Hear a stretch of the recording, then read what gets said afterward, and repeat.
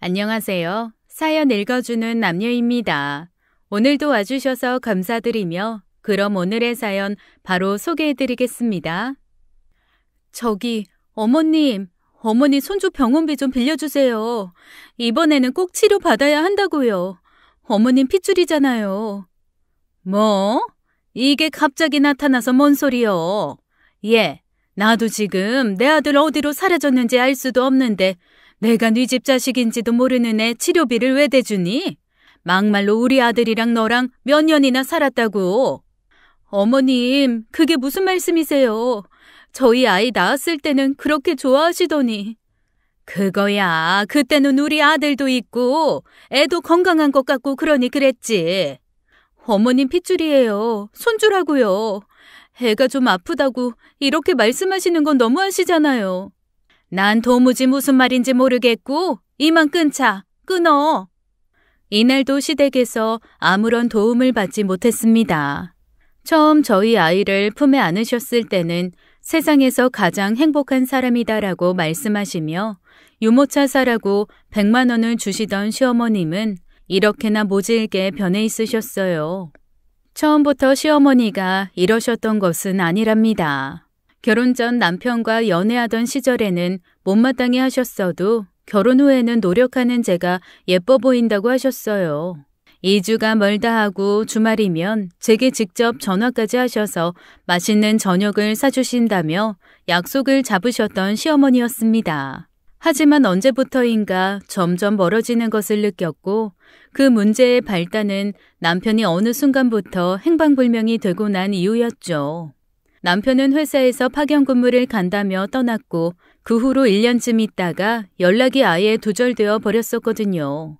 그때는 바보처럼 왜 연락이 안 되는 줄도 모르고 무작정 한국에 있는 회사에 찾아가 주소를 물어 머나먼 외국까지 남편을 찾으러 간 적도 있었습니다. 영어도 잘하지 못하던 제가 그 머나먼 타지까지 가서 남편을 찾아봤지만 그 회사에도 숙소에도 아무 곳에서도 남편의 흔적을 찾을 수는 없었어요. 그때는 도대체 왜 이런 일이 일어나는 건지 상상도 하지 못했습니다. 혹시나 사고라도 당한 것은 아닐까? 그렇다면 외국이라 남편의 신원도 제대로 확인 안 하고 그냥 아무 절차도 없이 어떻게 막 처리를 해버린 것은 아닐까? 별의별 생각을 다 했었어요. 여보, 도대체 어디 있는 거야? 땅으로 꺼진 거야? 하늘로 솟은 거야? 나 당신 없이 못 살아. 우리 아들은 어쩌고? 얼른 다시 돌아와. 당신 꼭 올 거지? 제발 빨리 돌아와. 제발. 저는 남편에게 무슨 일이 일어나지는 않았을지 하루에도 수백 번씩 걱정을 하면서 무턱대고 기도를 하고 또 했습니다. 종교는 없었지만 하늘에 대고 기도도 해보고 물 한 그릇을 떠다 놓고 절도 해가며 아주 간절하게 빌었죠. 남편과 제 사이에서 태어난 아이 하나가 있습니다. 이 아이는 태어날 때부터 몸과 마음이 불편한 아이였어요. 수술도 받아야 했고 주기적으로 재활치료를 받아야만 했죠. 뱃속의 아이가 8개월쯤 되었을 때 의사 선생님께 장애에 대한 이야기를 듣긴 했지만 제게 찾아온 소중한 천사의 생명을 어떻게 할 수는 없었습니다. 저는 사실 그때 아무에게도 말하지 않았어요. 친정뿐만 아니라 남편한테도 말이죠. 만약 그때 다른 식구들이 알았더라면 제게 다른 선택을 얘기할 수도 있다고 생각했거든요. 절대 안 돼. 이 아이 내가 무슨 일이 있어도 꼭 지킬 거야. 그래, 나 혼자만 알고 있자. 나 혼자만. 마음속으로 한 2만 번쯤 되뇌이고 또 되뇌이며 아이를 지켰고 그렇게 아이는 태어났습니다. 그 당시 남편은 너무도 바빴어요. 회사가 한참 자리를 넓혀가는 과정이었고 그중에서 남편이 중요한 역할을 하고 있었기 때문에 항상 회사 일이 우선순위였습니다. 하물며 제가 임신했을 때에도 자주 병원에 함께 가지 못할 정도였으니까요. 한 번은 제가 하도 혼자만 병원을 가니까 간호사 선생님이 제게 조심스레 물어본 적도 있었습니다. 저기 산모님, 혹시 남편분이랑 같이 사시는 거 맞죠? 그럼요, 맞아요. 왜요? 너무 안 와서 같이 안 사는 것 같아요? 요즘 젊으신 부부들은 같이 많이 오시는데 하도 안 오셔서요. 산모님 입덧도 심하고 몸무게도 많이 빠지셔서 제가 다 걱정이 되는데. 우리 그이가 회사가 많이 바빠요. 오해 말아요. 엄청 가정적이고 착한 사람이니까요. 아무튼 신경 써줘서 고마워요. 간호사가 오해를 할 정도로 남편은 산부인과에 자주 오지 못했었어요. 그래서 그때부터 저는 거의 매번 홀로 산부인과를 찾았고 그렇기에 더더욱 남편에게는 아이의 장애를 숨기고 싶었는지도 모릅니다. 아이를 가져보신 분들은 아마 제 심정 이해하실 거예요. 이게 다 제 탓은 아니지만 마치 제가 죄인인 것 같은 죄책감이 엄청나게 밀려오곤 한다는 거 다들 아실 겁니다. 제 뱃속에서 잘못되었기 때문이라는 죄책감에 사로잡혀 한동안 우울증까지 찾아왔던 것 같아요. 그 큰 비밀을 안고 저는 끝까지 아이를 지켰고 결국 아이는 태어났습니다. 아이가 태어났다는 사실을 알고 시부모님도 엄청 좋아하셨어요. 저희 집에서도 첫 손주였지만 시댁에서도 첫 손주였기 때문에 시부모님도 태어나기도 전인 손주에 대한 기대가 남다르셨습니다. 우리 손주는 커서 뭐가 될까? 아이고 궁금해라. 다들 늙으면 자식보다 손주가 더 이쁘다던데. 어머님 아직 태어나지도 않았어요. 그러게나 말이다 얘. 내가 아직 뱃속에 있는 손주한테 커서 뭐가 될지 생각하고 있다니 나 참. 그렇게 좋으세요 어머님? 그렇고 말고 나이 먹고 늙으니까 뭐 하나 인생 재밌는 게 없었는데 손주가 태어난다고 하니 내 하루하루가 맨날 웃음바다다. 내가 저번에 준 돈으로 애기 나올 준비는 다 한 거야? 모자르면 말해. 시애미가 다른 건 몰라도 통장에 현금은 두둑히 마련되어 있으니까. 경제적인 여유가 있던 시댁에서는 손주를 위해서 많은 지원까지 해주신다는 말씀도 하셨어요. 임신을 했던 기간 동안은 정말이지 시댁에서 그리고 남편에게서 사랑을 듬뿍 받았던 것 같습니다. 하지만 아이가 태어나고 모든 것은 조금씩 달라지기 시작했어요. 남편은 아이가 태어나고 난 후 아픈 아이라는 것을 알게 되었습니다. 직접 의사 선생님에게서 들은 아이의 상태에 적잖은 충격을 받았던 것 같아요. 모든 사실을 알고 있던 저는 아이를 낳는 내내 진통보단 마음의 아픔으로 인한 눈물을 참 많이 흘렸었는데 남편은 저를 보고 왜 말을 하지 않았느냐며 추궁을 했었죠. 당신 왜 말 안 했어? 다 알고 있었지. 말해봐. 다 알고 있었잖아. 그래, 알고 있었어. 미안해, 말 못해서. 나도 마음이 너무 아파. 에이, 다른 건 몰라도 이런 건 나한테 얘기를 해줘야지. 상상도 못했던 일이 벌어졌잖아. 그래, 미리 말 못한 건 미안한데 그렇다고 해서 달라질 건 아무것도 없잖아. 안 그래? 몸이 어떻든 우리한텐 너무나 소중한 아이라고. 달라진 건 없어. 모든 건 다 그대로야, 여보. 나 좀 나갔다 올게. 남편은 그렇게 다음 날 병실에 저만 남겨두고 나가버린 후 한참이 되어도 돌아오지 않았습니다. 그 와중에 친정 부모님이 병실에 오셨고 아이의 상태에 대해 듣게 되셨어요. 시골에서 농사만 짓고 소박하게 살아오시는 친정 부모님은 처음에는 무슨 말씀인지 잘 이해하지 못하셨다가 나중이 돼서야 알게 되셨죠. 아이고 이게 무슨 팔자요. 다 내 탓이다. 내 팔자가 드세서 이런 것이요. 시골에서도 고생만 하다가 시집가서 이제 겨우 좀 편하게 사나 싶었더니만 아니 이게 무슨 일이요 무슨 일. 엄마 그러지 마 엄마. 왜 그래. 나 괜찮아. 우리 애 잘 키우면 되지. 변한 건 하나도 없어 엄마. 이거사 그러게 진즉 알았으면 무슨 조치라도 취했어야지. 이게 무슨 날벼락이여. 너 평생 아픈 애기 키우고 사는 게 얼마나 힘든 줄이나 알아? 인생이 그리 호락호락한 줄 아냐고. 아이고. 친정엄마는 왜 진작에 아무런 조치를 취하지 않으셨냐며 많이 속상해하셨어요. 저는 버럭 소리를 지르며 큰일 날 소리라고 말씀드렸지만 나중에 되고 보니 엄마가 얼마나 속상해 하셨을지 짐작이 갔었죠. 엄마에게 저도 눈에 넣어도 안 아플 자식이었으니까요. 아이를 얻어 행복하게 기뻐하기만 해야 할 병실에서 저희 가족은 모두 침울했습니다. 원래대로라면 시부모님도 당장의 손주 얼굴을 보러 병원에 오시기로 하셨지만 남편에게 얘기를 들으셨는지 병원에 발걸음도 하지 않으셨어요. 저는 몸조리도 제대로 하지 못하고 집으로 돌아갔고 남편은 그때부터 저와 아이를 쳐다보며 한숨부터 쉬었습니다. 그 당시에 남편이 어떤 마음이었는지 저는 너무 답답했어요. 처음에는 아이가 몸이 약간 불편한 줄로만 알았어요. 그저 신체적인 장애를 갖고 제가 도와주며 살아가면 된다고 생각하고 있었죠.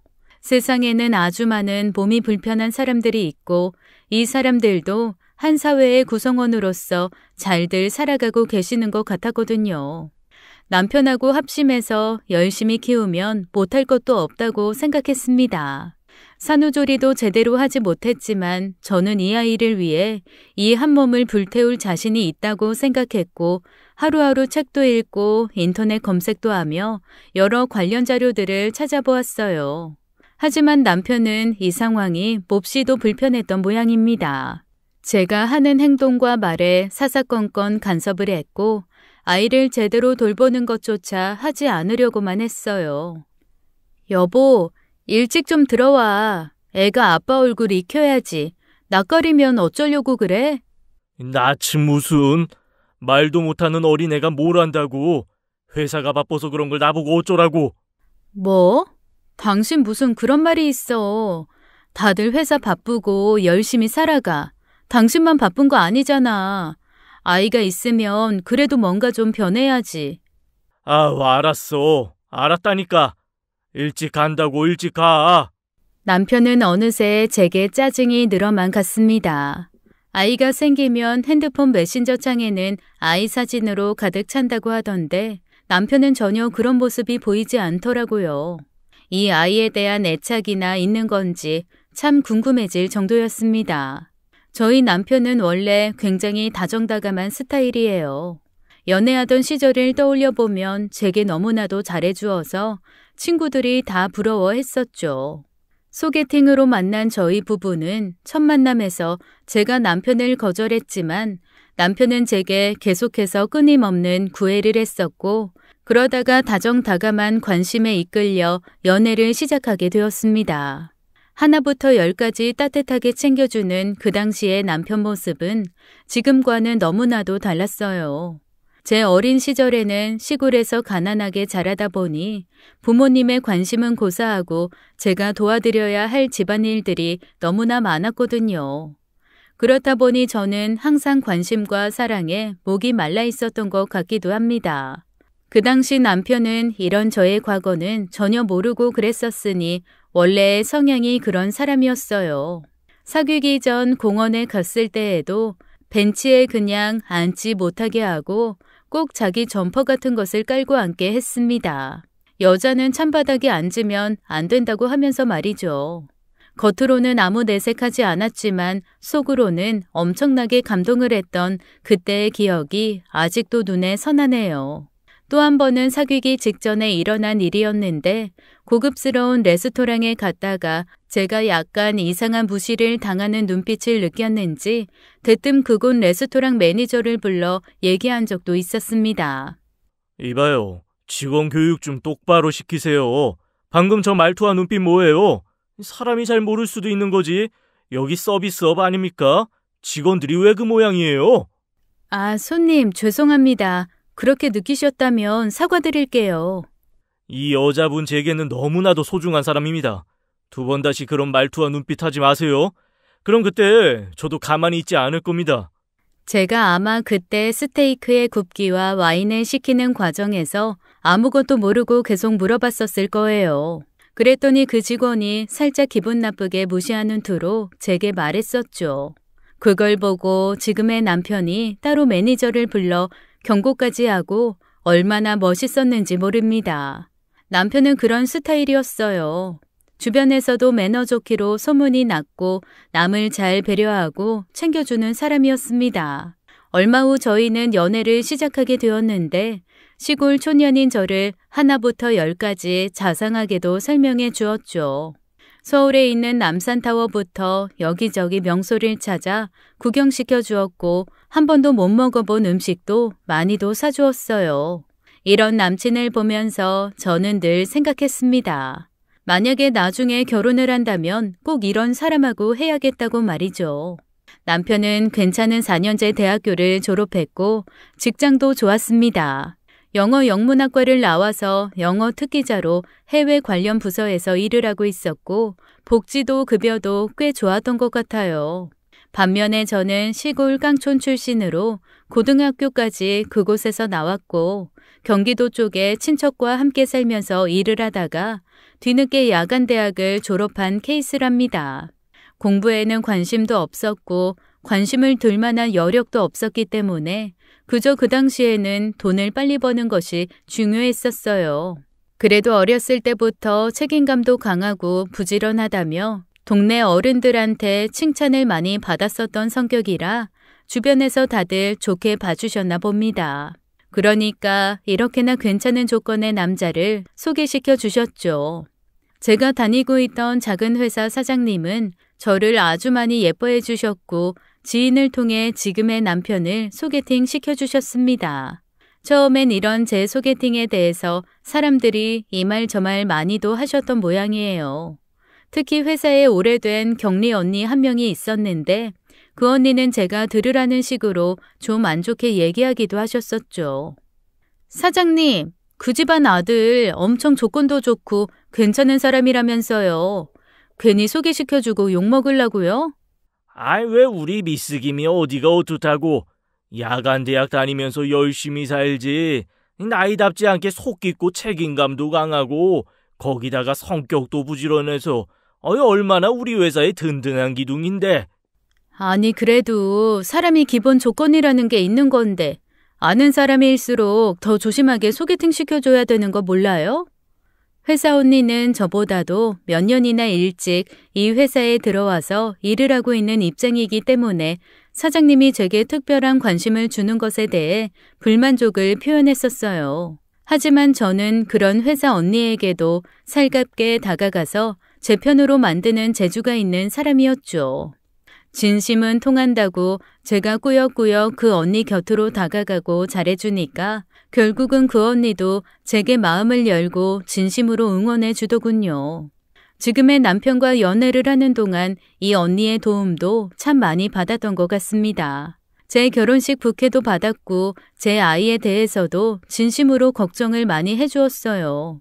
아무튼 그렇게 저는 지금의 남편을 만나 아주 사랑을 듬뿍 받으며 연애를 했었죠. 저를 아는 사람들은 제가 이런 남자를 만날 것이라는 상상도 하지 못했다고 할 정도였으니 말입니다. 남친은 세상에서 저를 가장 행복한 여자로 만들어주었고 또 소중한 존재로 여겨주었어요. 첫날 밤도 치르지 않은 채 1년이 넘는 시간을 기다려주었고 저는 그런 남친에게 저의 모든 것을 다 주었습니다. 결국 제 첫 남자이자 마지막 남자로 마음먹고 결혼을 준비하게 되었죠. 하지만 결혼은 생각보다 쉽지 않았어요. 특히나 남친의 집안이 꽤 괜찮았기 때문에 저 같은 여자의 조건을 마음에 들어하지 않으셨습니다. 남친에게는 남동생이 한 명 있었는데 남친과 다르게 얼마나 냉정하고 말을 날카롭게 하던지 듣는 내내 불편해서 혼났어요. 사람이 자라온 환경이 너무 다르면 결혼해서 살기 힘들대요. 주변에서 그런 얘기 못 들어봤어요. 저 역시도 그런 생각이 너무 많아서 솔직히 좀 그렇네요. 얼마나 저희 형을 사랑하시는지는 몰라도. 네? 그거야 서로 맞춰가면 되는 거고 저도 민기 씨한테 정말 많이 배우고 있고 지금은 식습관도 많이 닮아졌어요. 식습관이야 맨날 같이 사 먹으니까 그렇죠. 나중에 봐봐요. 후회한다니까요.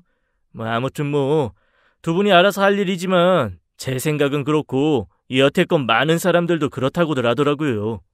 결혼을 하고 싶어 데려온 형의 여자친구에게 거침없이 말하는 남친의 남동생은 잘 나가는 대기업에 다니고 있었습니다. 예비 시동생 역시 그 당시에 사귀고 있는 여자친구가 있었는데 집안도 좋고 능력도 있는 여자였나 보더군요.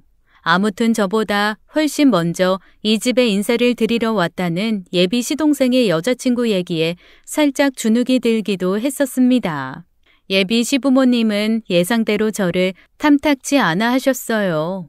그래도 예비 시아버지는 예비 시어머니보다는 조금 더 점잖고 말수가 적으신 분이셨는데 나름대로 저를 좋게 평가해 주기도 하셨습니다. 아가씨 참 열심히 살았네요. 일하면서 야간 대학까지.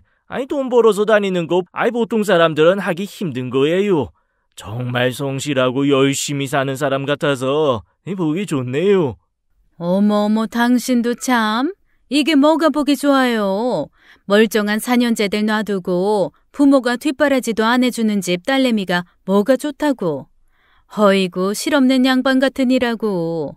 우리 예비 작은 며느리를 봐봐요. 얼마나 사랑받고 자라서 애가 밝고 능력도 좋은데. 예비 시아버지의 말에 예비 시어머니는 못마땅하신 것 같았습니다. 남친 집에 인사를 드리러 갔던 자리는 너무나 불편했고 저는 결국 그날 먹은 것들을 다 체했었어요. 새벽 3시가 되어 배가 아파 잠에서 깬 후에 구토와 설사를 반복했고 결국 다음날 회사에 결근까지 했습니다. 혼자 살다 보니 아픈 것도 혼자 다 감내해야 했는데 그날은 왜 이렇게 마음이 쓰리고 아프던지요. 생전 그런 적 없이 씩씩하게 견뎌냈었다가 이날은 너무 힘이 들었던 저는 이른 새벽에 친정에 전화까지 했습니다. 새벽 5시가 갓 넘은 시각에 제 전화를 받은 엄마는 육감으로 제게 무슨 일이 있는지 눈치채신 것 같았어요. 대번에 말을 하라고 하셨는데 저는 그날 솔직하게 말씀드리지 못했습니다. 남친 집에 가서 그런 무시를 당했다는 말을 하면 분명 부모님 속도 저 못지않게 쓰리실 테니까요. 하루 종일 집에 틀어박혀 끙끙 앓고 있었는데 다정다감한 제 남친이 회사에서 끝나자마자 불이 나게 달려왔습니다. 남친은 직감적으로 어제 자신의 집에 인사를 드리러 갔다가 이 사단이 난 것을 눈치챘더라고요. 아니 나한테 말을 하지 그랬어. 미안하다 정말 미안해. 우리 엄마 내 동생. 다 내 탓이야. 내가 정말 미안해. 뭐가 미안해. 괜찮아. 사실인데 뭘. 자기도 소중한 아들인데 내가 성에 안 차실 수도 있지. 난 괜찮아. 진짜 너무 속상하다. 그치만 내가 앞으로 절대로 이런 일 없게 할게. 나 자기 평생 행복하게 살 수 있게 해줄 거야. 나만 믿어. 무슨 일이 있어도 세상에서 당신만 제일 아끼며 사랑할게. 남친은 다시 한번 자신의 따뜻하고 큰 사랑을 제게 확인시켜 주었고 저는 그렇게 남친만을 의지하고 결혼을 했습니다. 예식장을 잡는 것부터 하객 명수를 맞추는 일까지 시댁에서 주관하셨고 저희 가족은 거의 허수아비처럼 앉아 계셨던 것 같아요. 특히나 시골에서 오신 부모님이 서울에 있는 어색한 자리가 편하실 리가 없었죠. 두 분 역시 결혼식장에서 불편하게 식사를 하시다가 체하셨나 보더라고요. 결혼식 당일 동생이 병원 응급실까지 모시고 갔다는 얘기를 며칠 후에 듣게 되었습니다. 결혼 생활은 나쁘지 않았어요. 신혼 초에 남편은 누구보다 제게 많은 사랑을 주었습니다. 시댁 부모님도 처음에는 좀 마음에 들어하지 않으셨지만 제가 나름대로 시댁에 자주 찾아뵈면서 열심히 노력하는 모습을 보시고 제게 어느 정도 마음의 문을 여시게 되셨고 시동생은 워낙에 바빠서 저를 따로 만날 시간도 없었으니 관심도 없었고요. 조금씩 시간이 지나며 모든 것이 괜찮아지면서 저는 임신을 하게 되었고 시댁 부모님은 그 누구보다 좋아해 주셨습니다. 아이고 그래. 우리 집 첫 손주를 드디어 보게 되는구나. 병원에서 뭐라디? 고추 달린 사내놈이라 하지? 내가 얼마 전에 꿈을 꿨는데 아무래도 태몽인 것 같구만. 사내놈이 분명해. 어머님 아직 몰라요. 너무 초기라서. 아니야, 분명 할 것이야. 내가 꿈을 꿨다니까. 그나저나 입덧은 안 해? 내가 우리 큰아들 가졌을 때 입덧이 너무 심해서 고생을 했거든. 지 아빠 닮은 놈이면 엄마 고생 꽤나 시킬 텐데. 그러게요, 어머님. 안 그래도 엊그제부터 시작된 것 같아요. 속이 너무 울렁거리고 토하고 아주 죽겠어요. 당장에 회사 그만두고 집에서 푹 쉬면서 몸 챙겨라. 돈이 뭐가 아쉬울 게 있다고 꾸역꾸역 나가? 부족하면 내가라도 줄 테니까 걱정 말고 뱃속에 애기나 잘 챙겨. 시어머니는 집안의 첫 손주를 기다리고 계셔서 그런지 많이 기뻐하셨습니다. 입덧이 점점 심해졌던 저는 시어머니의 말대로 회사를 그만두었고 뱃속의 아이를 잘 키우는 것에 집중했어요. 남편의 회사가 너무나도 바빠져서 신경을 많이 못 써줬긴 했지만 경제적으로는 여유가 있었기 때문에 따로 제가 신경 쓸 부분은 전혀 없었죠. 혼자서 산부인과를 다니며 간호사한테 남편의 존재에 대한 의심을 받기도 했지만 나름대로 여유롭고 행복한 시간을 보내고 있었습니다. 시간은 지나 임신 후기에 다다르고 있었고 그렇게 지독하게 하던 입덧도 아주 조금은 좋아지기도 했어요. 하지만 이맘때쯤 의사 선생님으로부터 청천벽력 같은 이야기를 듣게 되었습니다. 사모님, 얼마 전에 한 기형아 검사에서 좀 이상한 점이 보여서 정밀 검사를 해봐야 할 것 같습니다. 네? 그게 무슨 말씀이세요? 저희 아이가 기형아라는 얘기예요? 정밀 검사를 해서. 아니요, 전 안 해요. 그거 양수검사도 하고 막 그런 거잖아요. 그럴 필요 없어요. 어차피 저한테 달라지는 건 없으니까요. 더 이상 이 말씀은 하지 마세요. 사시나무처럼 벌벌 떨긴 했지만 저는 단호한 말투로 더 이상의 검사는 하지 않는다고 말씀드렸습니다. 그날 이후 하루에 한 수백, 아니 수천 번쯤은 아이가 태어날 모습에 대해서 상상해 보았던 것 같아요. 건강하고 밝게 웃는 아이의 모습을 상상 속에 그려보며 아닐 거라고 혼자 생각을 굳히며 그렇게 출산을 했습니다. 아까도 말씀드렸다시피 아이가 태어나고 병실에 시부모님은 오지 않으셨어요. 남편 역시 너무 놀라 할 말을 잃고 다음날 병실에서 나가 한참을 있다가 들어왔었죠. 저 혼자 이 아이를 만든 것도 아닌데 죄책감 때문에 저는 병원에서도 제대로 몸조리도 못하고 밤새도록 울기만 했었습니다. 어떻게든 잘 키워낼 자신이 있었는데 막상 아이를 키워보니 제가 생각했던 것과는 너무도 다르더군요. 제 몸도 제대로 케어가 되지 않은 상태로 갓난아이까지 돌보려니 너무나 힘들었습니다. 남편은 회사가 바쁘다는 핑계로 육아에 전혀 동참해주지 않았고 밤새 우는 아이가 시끄럽다며 급기야 다른 방에 가서 혼자만의 시간을 보내기도 했었죠. 그리고 그 시기에 시동생은 결혼을 했습니다. 제가 결혼하기 오래전부터 사귀고 있던 시동생의 여자친구는 집안부터 학벌까지 뭐 하나 빠지는 게 없는 콧대 높은 여자였었죠.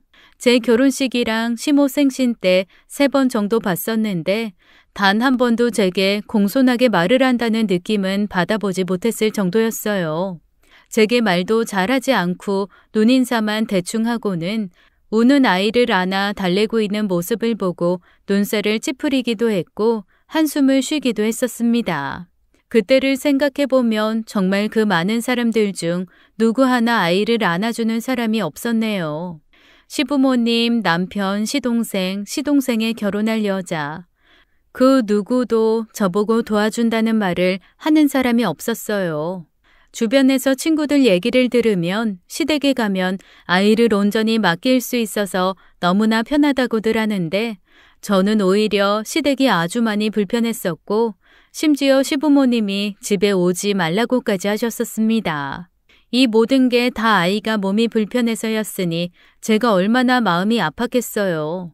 더군다나 시부모님은 우리 집안에 이런 역사가 없었다고 하면서 저보고 친척 중에 장애 가진 사람이 있을 것이라는 막말까지도 서슴지 않으셨습니다. 아이고, 우리 집안에 왜 이런 애가 태어나? 응? 니네 집안에 대대로 한번 여쭤보거라. 나는 지금 이런 상황이 너무나도 말이 안 된다고 생각한다. 안 그러냐? 어머님, 그게 무슨 말씀이세요? 아이는 저 혼자 만드는 것도 아니고. 시끄럽다 얘.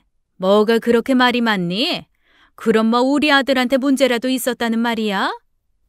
시어머니는 제게 막무가내로 화를 내시면서 아이의 문제가 저로 인해 나타났다는 식으로 말씀까지 하셨습니다. 하지만 저는 그런 말에도 마음을 다잡고 아이를 열심히 키우는 데만 몰두하기로 했죠.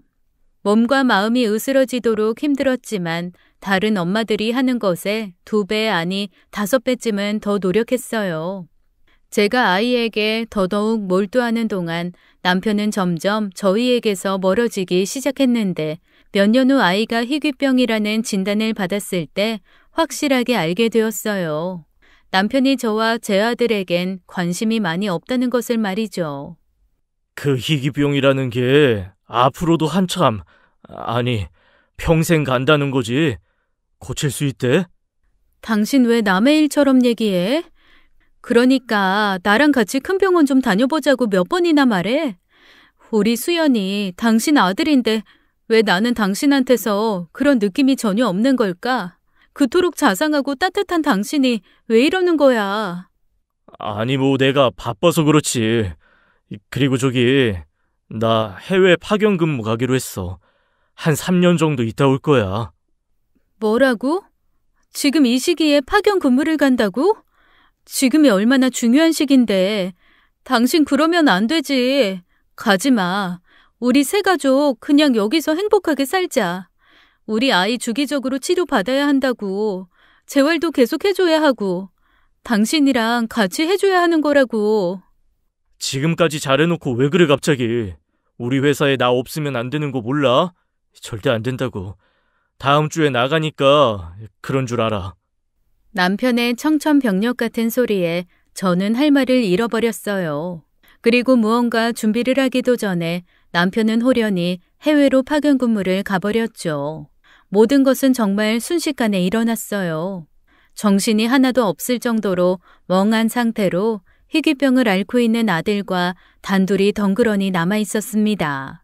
그리고 그 후로 남편의 연락은 점점 드문드문해져만 갔어요. 처음에는 잘 도착했다고 영상통화도 하고 문자 메시지도 잘 보내더니 점점 제 전화도 받지 않고 문자도 한참 후에나 답변을 했습니다. 아이의 사진과 동영상을 찍어 남편에게 자주 보냈었는데 그럴 때마다 읽고 나서도 별 말도 없고 관심도 없더군요. 그래도 매월 보내주는 월급이 꽤 컸었기에 제가 일을 하지 않고도 아이의 치료를 받을 수는 있었어요. 당장에 저도 남편의 관심도 중요했지만 아이의 치료가 더 우선이라고 생각했었으니까요. 하지만 몇 달의 시간이 흐르며 남편은 점점 약속된 날짜보다 더 늦게 월급을 보내왔고 급기야 1년이 좀 넘은 시점부터는 연락이 두절되어 버렸습니다. 갑자기 끊겨버린 남편의 연락에 저는 몸둘 바를 몰라 시댁에 전화를 걸고 찾아가 보았는데 본인들도 모르겠다는 말만 계속 반복하셨어요. 아니 그걸 나한테 와서 찾으면 어떡하니? 너는 남편 관리를 어떻게 하는 거야? 응? 어머니 알고 계시는 거 있으시죠? 알고 계시는 게 있으시니까 가만히 계시는 거 아니에요. 저 그럼 경찰서 가서 실종신고하고 당장 거기로 찾아갈 거예요. 예. 뭐 한두 살 먹은 애도 아니고 실종신고까지 뭐하러 해. 내가 되면 다 오겠지. 뭔가 사정이 있을 수도 있고. 어쩌면 이렇게 태연하게 말씀하세요. 뭔가 알고 계시는 거 맞죠? 말씀 좀 해주세요. 제발요. 형님, 왜 이러세요? 무식하게.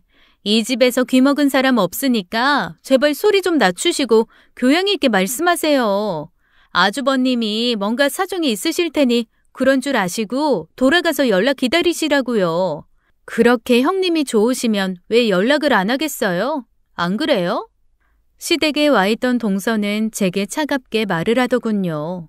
저는 그렇게 아무 힘도 없이 집으로 돌아와 버렸습니다. 아무런 연락도 없는 남편을 하염없이 기다릴 수밖에 없었어요. 그런데 제게는 큰 문제가 있었습니다. 바로 경제적인 부분이었는데요. 아픈 아이를 데리고 살려면 매월 고정적인 돈이 필요했어요. 생활비뿐만 아니라 희귀병에 걸린 아이를 고정적으로 치료하고 재활도 해줘야 하는데 그 돈이 만만치 않게 들어갔었답니다. 그동안은 남편이 보내준 돈으로 하고 저는 그저 아이를 곁에서 돌보는 일에만 집중할 수 있었는데 연락두절된 남편 때문에 당장의 생활이 끊길 판국이었어요. 통장에 조금씩 모아둔 적금을 깨서 당장에는 생활을 이어나갔지만 결국 저는 일을 할 수밖에 없는 상황이 되었고 그 누구의 도움도 받을 수가 없었습니다. 아이를 친정 부모님께 맡기고 남편이 갔다는 나라를 가본 적도 있어요. 남편이 한국에서 다니던 회사에 연락을 했더니 이미 퇴사를 했다고는 했지만 직접 제가 눈으로 확인하고 싶었죠. 영어도 모르고 아무것도 모르면서 무작정 찾아갔었는데 정말 그곳에서 제가 할 수 있는 것은 아무것도 없었습니다. 몇 년의 시간이 지나며 저는 아픈 아이를 재워두고 밤 늦은 시간에 대리운전까지 해야만 하는 신세로 전락했어요. 처음에는 아이가 특수학교를 다니는 잠깐의 시간 동안 식당 일을 해보았지만 체력적으로 계속하기는 너무나 힘이 들었죠. 아이를 돌보는데도 힘이 필요했기 때문에 식당에서 팔을 많이 쓰고 나면 집에 와서 아이 목욕시키는 것조차 너무나 버거웠습니다. 돈 1,000원이라도 아껴 쓰려고 아둥바둥 살고 있는 제 모습이 어느 순간 너무나도 비참해지기 시작했어요. 이 사실은 저희 친정 부모님과 동생들에게까지 다 퍼지게 되었습니다. 친정 부모님은 당장의 시댁으로 향했지만 시부모님은 오히려 너무도 당당한 태도로 나오셨어요. 자신들 역시 지금 제 남편으로부터 아무런 연락도 받지 못하고 있는 상황에서 희귀병에 걸린 손주를 인정할 수 없다고 하시더군요. 그러면서 제 과거까지 의심하시며 혹시 다른 남자의 아이일 수도 있지 않느냐고 하시는데 그 얘기를 듣고 저희 엄마는 쓰러지기까지 하셨습니다.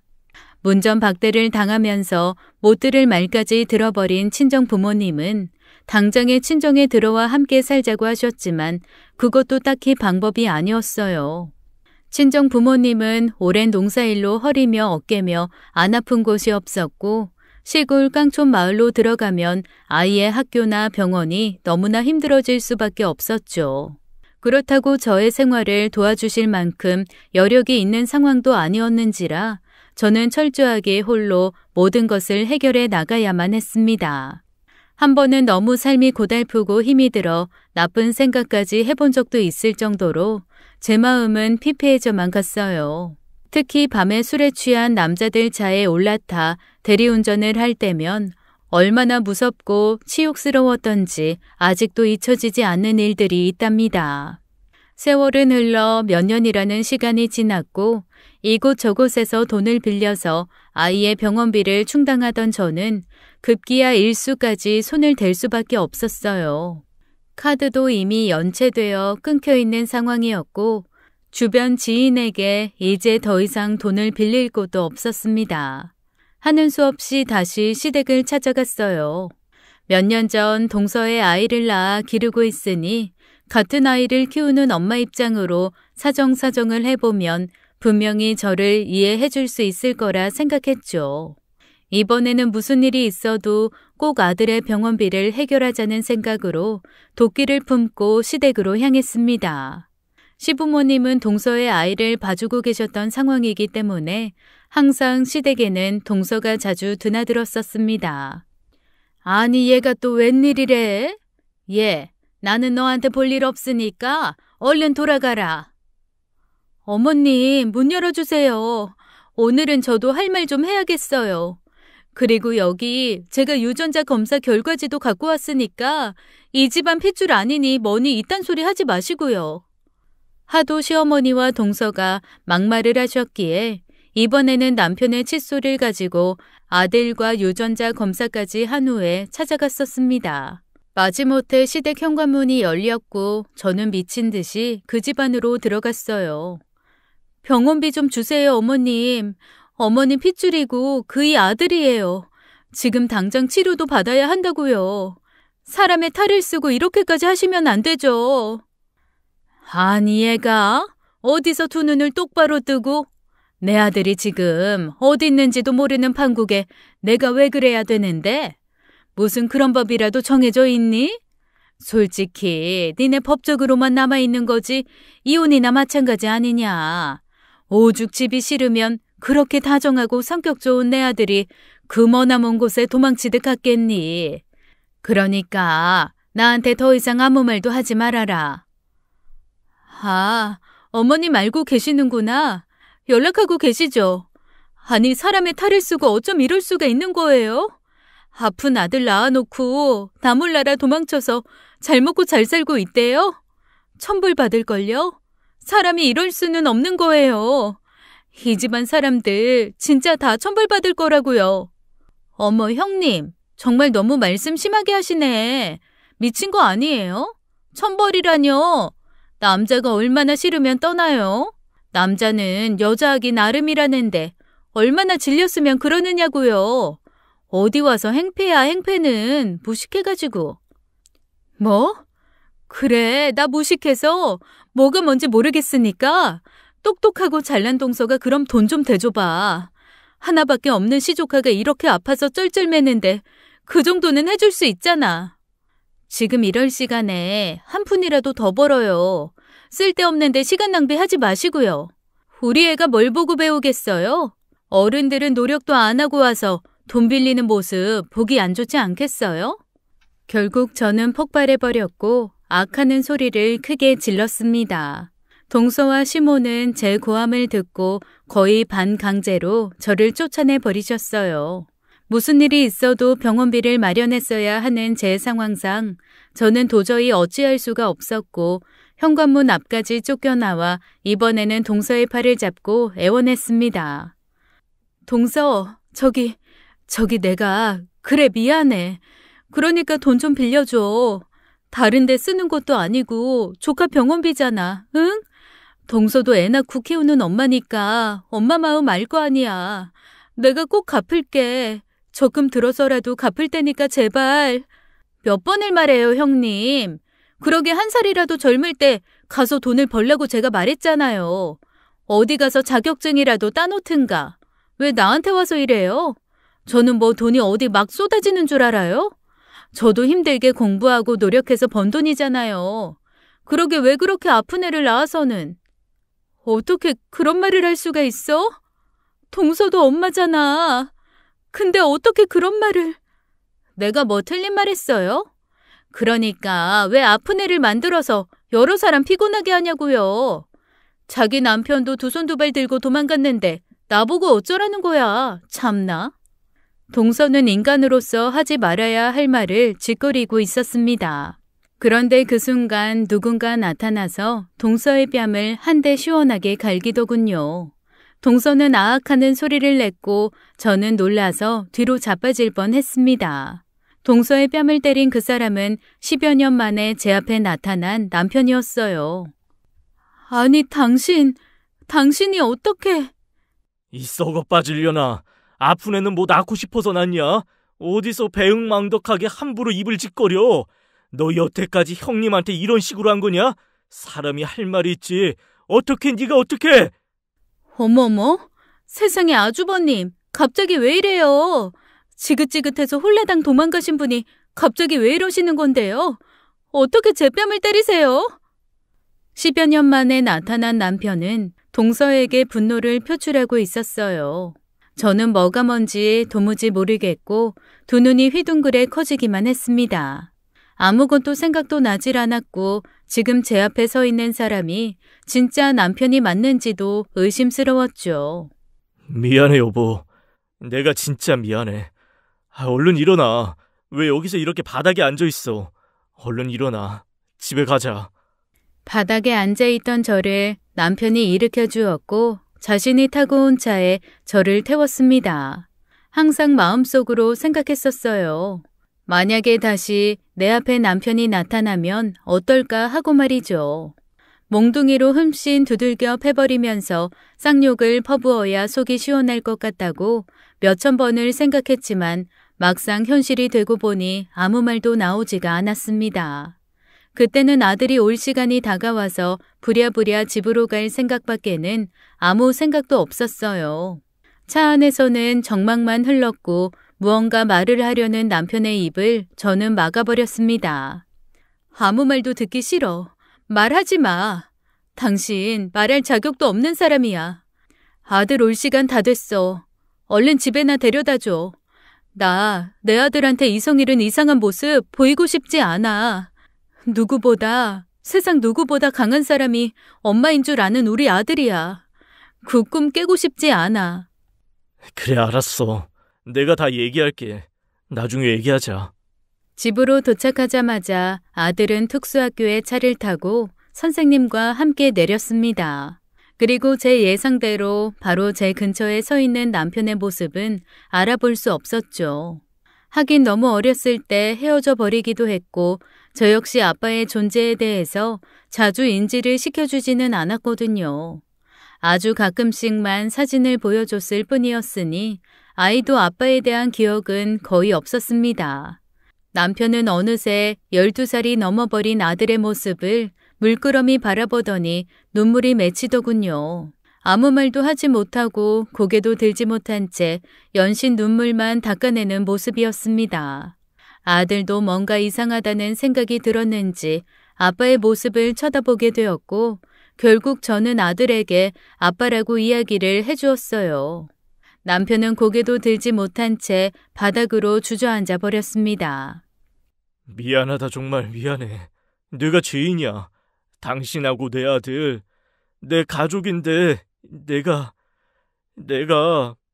나 사람이 아니었어. 벌받아 마땅한 놈이라고 나는.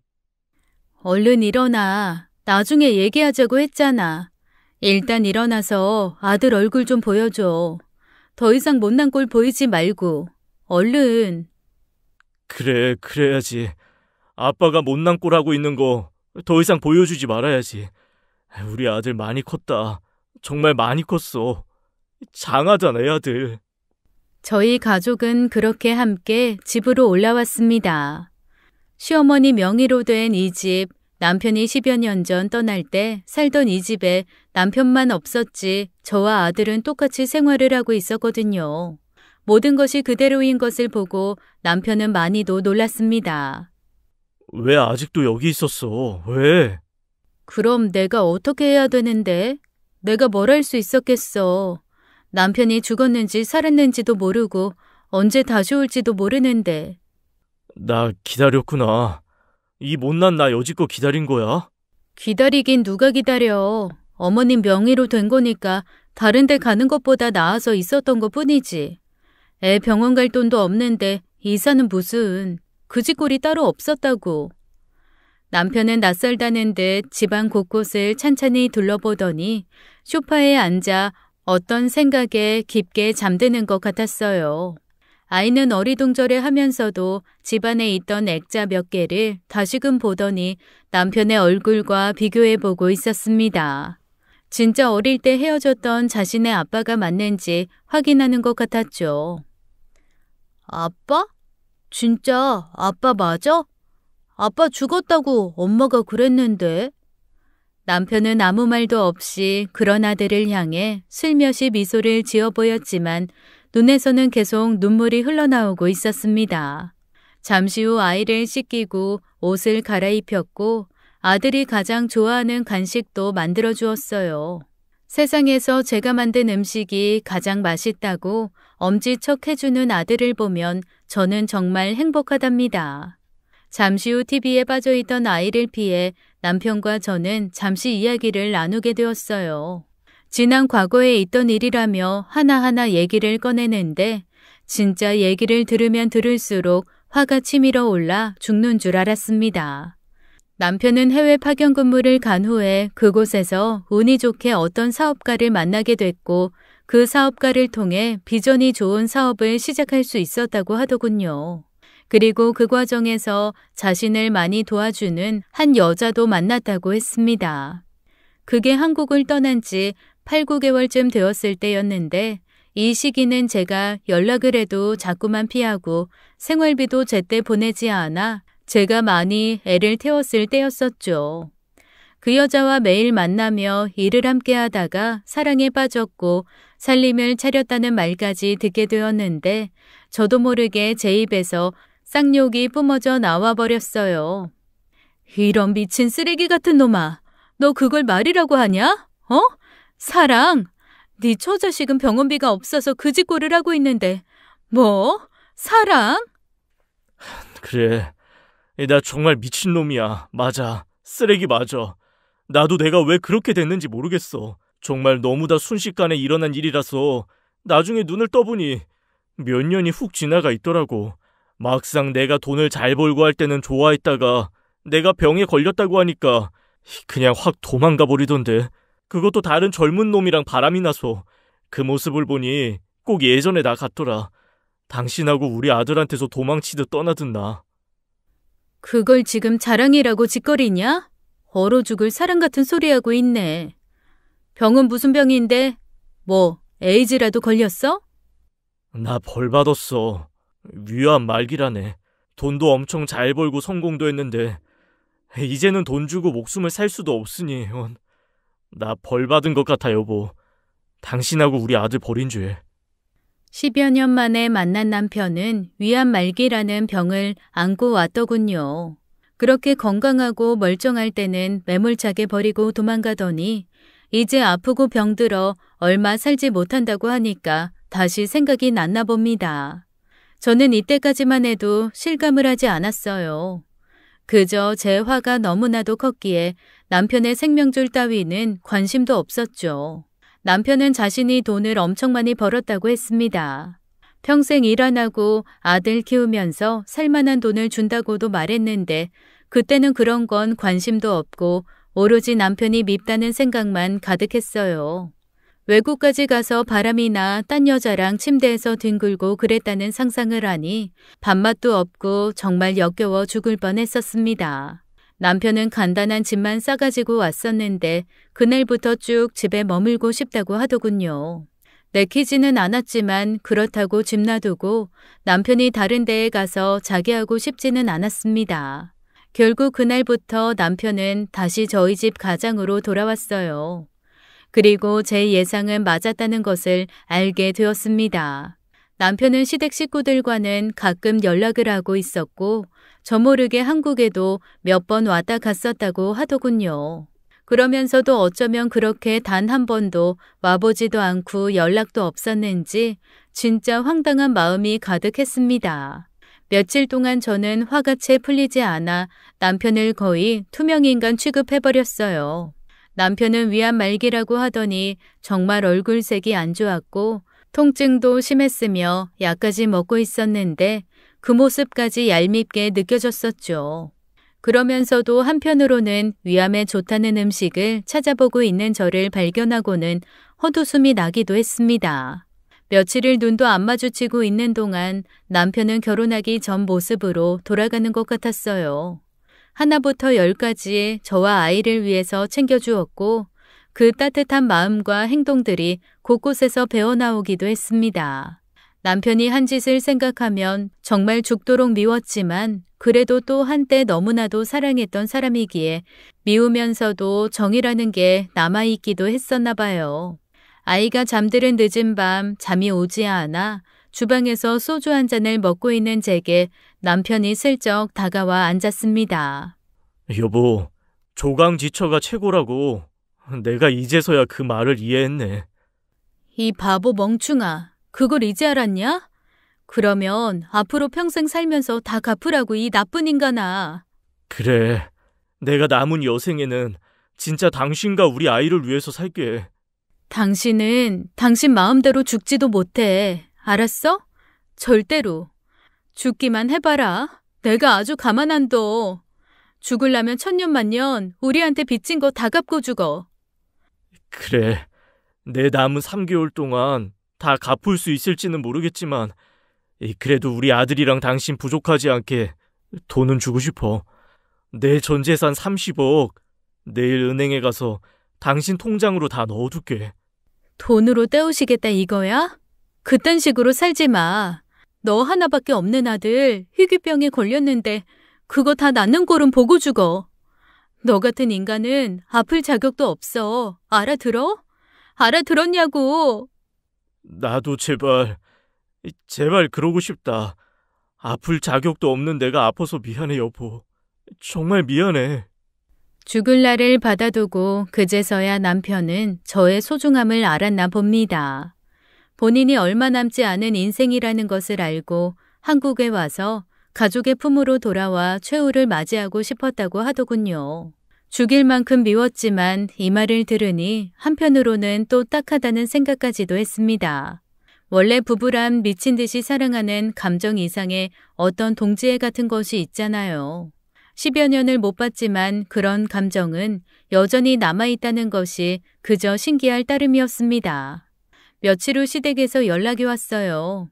자신의 아들이 뼈 빠지게 해외 나가서 번 돈을 왜 저한테 다 주느냐며 법적으로 소송을 진행한다고 하셨습니다. 우리 아들 돈 그거 네 통장으로 홀라당 들어갔다며? 무슨 짓을 했길래 우리 아들이 그 돈을 그렇게 줘? 그중에 반은 내 거니까 내놔라 당장. 어머님, 내놓으라니요? 손주 병원비 좀 도와달라고 할 때는 아무 상관도 없다면서 나 몰라라 하시지 않았어요? 어머님 아들이 저랑 우리 아이 주고 싶다잖아요. 말씀 못 들으셨어요?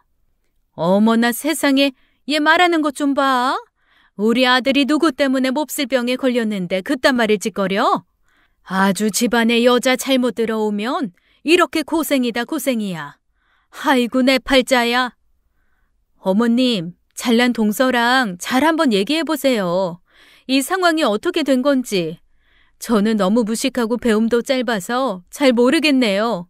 그저 남편이 준 돈으로 제 아들 평생 어떻게든 건강하게 잘 살아가도록 노력해보겠습니다.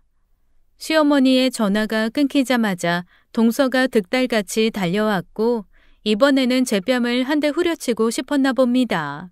저를 보자마자 팔을 번쩍 들어 뺨 쪽으로 내리치려는데 순간 동서의 팔을 확 부여잡아 그대로 저쪽으로 내동댕이 쳐버렸어요. 동서, 내가 개고생을 좀 해서 그런가 팔 힘이 좀 세. 곱게만 자란 동서하고는 비교가 안 될걸? 뭐 때문에 이러는 건데? 우리 남편 돈 때문에 이러는 거야? 내가 너한테 잘못한 게 뭐가 있다고 와서 뺨을 때리려고 하느냐고. 보자 하니까 당장 아주버님 돈 반 내놓으세요. 우리 어머님 통장번호 여기 있으니까 여기로 보내시라고요. 뭣도 모르는 주제에 어디서 홀라당 돈을 꿀꺽하려고? 당장 내놔요. 나 참 기가 막혀서. 야, 내가 뭐 억지로 뺏었니? 해외 나가서 10년 넘게 딴 년이랑 실컷 바람피고 놀다 온 니네 아주버님이 희귀병 걸린 아들 이제라도 치료받으라고 준 돈이야. 고소하려면 내가 고소해야 돼. 바람피운 연놈들 상간죄로 고소해도 위자료 받을 수 있어 이거사. 그리고 니네들 이렇게 살면 벌받아. 하늘이 무섭지도 않니? 당장 안 꺼져? 당장 나가. 이 집에서 당장 나가. 뭐라고? 진짜 무식 쌍무식이네. 이거다. 안 나? 무식한 게 힘만 세가지고. 몸부림치는 동서를 그대로 바깥으로 밀어버리고 현관문을 잠궈버렸습니다. 방 안에서 혼자 창밖을 보고 있던 남편은 비로소 자신의 식구들이 제게 어떻게 해왔는지 정확하게 알게 되었죠. 더 이상 화도 내지 않았으며 아무런 말도 하지 않고 한숨만 쉬는 남편의 모습이 조금은 안쓰럽게 느껴지기도 했습니다.